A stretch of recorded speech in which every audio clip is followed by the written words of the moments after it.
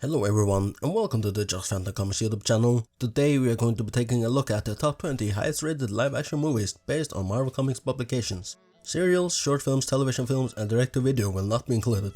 Marvel Comics publications include Icon Comics and Malibu Comics. A fair warning before we begin is that the list may or may not be dominated by MCU movies. However, I do plan to make a continuation of this video where I exclude every MCU movie to make it a little more diverse. With that said, here are the top 20 highest rated Marvel Comics publication movies from lowest to highest based on my coefficients, which combines Rotten Tomatoes scores with IMDb score.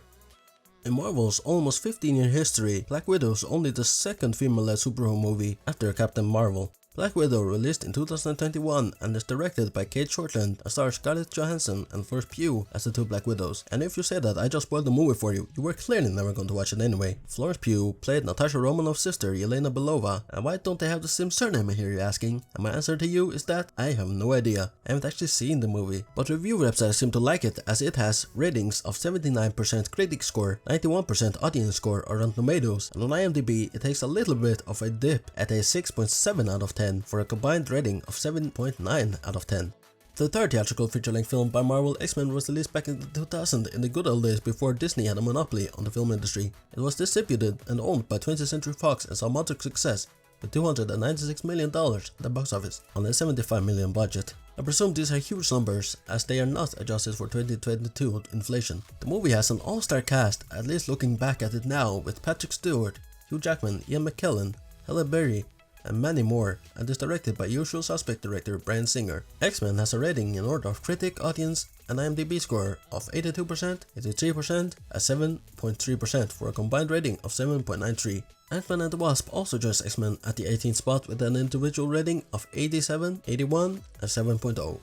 Probably the biggest surprise for me is that Ant-Man actually became a really successful movie franchise. It is on course for its third movie slated for 2023. I mean, it got a trilogy before Man of Steel even got a sequel. Warner Brothers, what are you doing? Ant-Man has a rating of 83%, 85%, and 7.3 on IMDb for a combined rating of 8.03 and stars the brilliant comedian in the titular role. Released during the Will Smith era during the 90s, Men in Black released in 1997 with Will Smith and Tommy Lee Jones in the leading roles. The movie is based on the Men in Black comic book by Lowell Cunningham.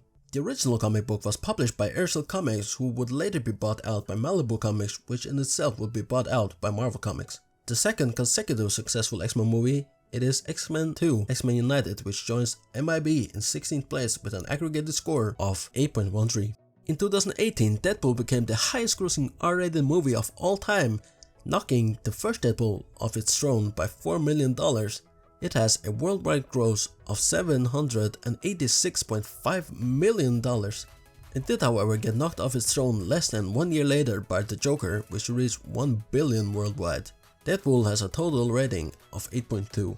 Guardians of the Galaxy Vol. 2 is directed by the Suicide Squad director James Gunn back in 2017 and is the second Guardians movie in the trilogy, though Guardians Vol. 3 is not yet to be released. It has a rating of 85%, 87%, and 7.6 out of 10 for a combined rating of 8.267. Black Panther is the 18th film in the Marvel Cinematic Universe and received 7 nominations at the 91st Academy Awards, including Best Picture. A first for a superhero movie, it is also the first movie within the MCU to win an Academy Award, which it won for Best Costume Design, Best Original Score, and Best Production Design. It joins Guardians Vol. 2 with a score of 8.267. We have two different movie universes. One is the Sam Raimi Spider-Man universe and the other is in the MCU. Spider-Man 2 is certified fresh on Rotten Tomatoes with a 93% critic score and Doctor Strange has a rating of 86%. Together the movies sit at an 8.3 out of 10.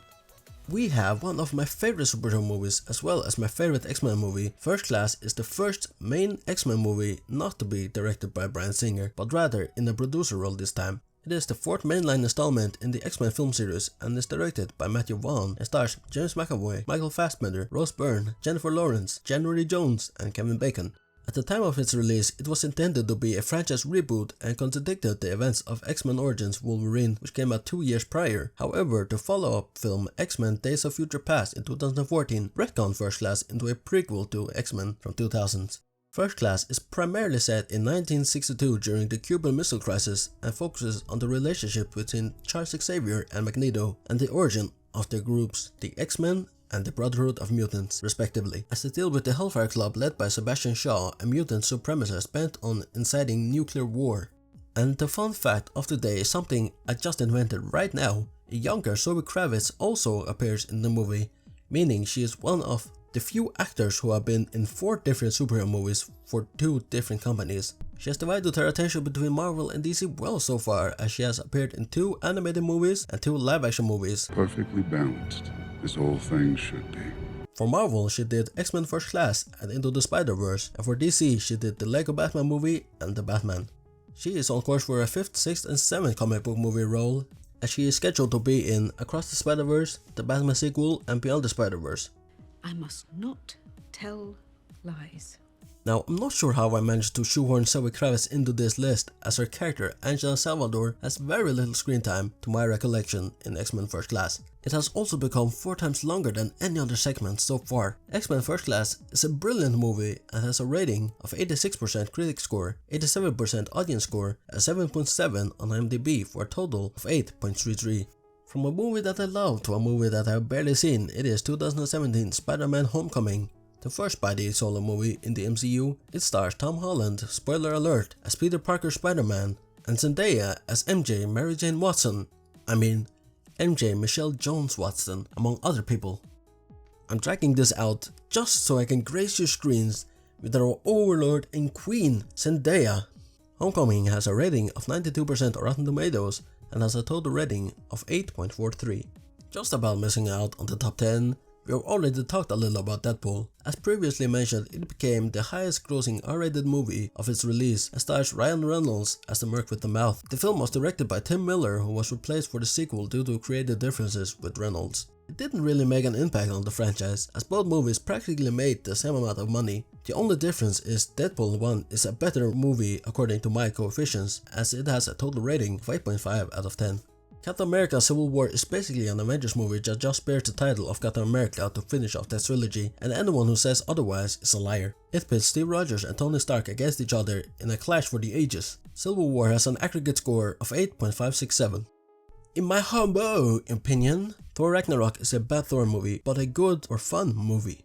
It really spun Thor's personality upside down and dialed the humor up to 11. Ragnarok is a very cool story based on Norse mythology, and it's cool to see it executed on the big screen. Spider-Man Far From Home also joins Ragnarok with a rating of 8.63. 2 of the greatest MCU movies in my opinion, we have Captain America the Winter Soldier and Avengers Infinity War. Infinity War was a more groundbreaking movie to me than what Endgame was. Going into Endgame, we all knew what was going to happen, right? Despite some unexpected moments, let's say, and some good meme material. You could not live with your own failure. Where did that bring you? Back to me. The Best Avenger and the Best Avengers movie have a rating of 8.67. Released the same year as Guardians Volume 1, we have X-Men Days of Future Past, and according to statistics, it is the second best X-Men movie in history, counting the Wolverine trilogy and the Deadpool movies. It has a rating of 8.7 and stars an unbothered and problematic Jennifer Lawrence, if I remember correctly. Marvel's The Avengers, or just The Avengers, was a truly revolutionary movie, as it was the first time that the Avengers assembled. I think it was slightly overhyped, looking back at it now, as it was tapped as the first movie to have assembled a team of superheroes in modern times, even though we have had multiple X-Men movies and 2 Fantastic Four movies at the time. I mean, I know pretty much every live-action Fantastic Four movie has been tolerable to garbage, but I actually loved the first Fantastic Four movie, as I grew up with it as a child. Maybe it is nostalgia talking, but it will forever live fondly in my memory. It also has Jessica Alba, so that's something. The Avengers has a critic score of 91%, an audience score of 91%, and on IMDb it has a rating of 8.0 out of 10, for a total score of 8.73.